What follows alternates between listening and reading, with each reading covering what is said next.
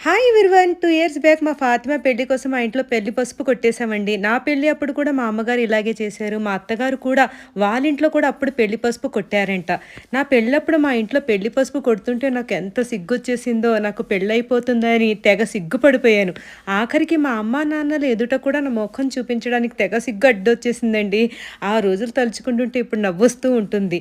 ఆ రోజుల్లో పెళ్లి పసుపు కొట్టాక నా మెడలో చైను, చెవిదిద్దులు, ఉంగరాలు, గాజులు అన్నీ తీసేశారు.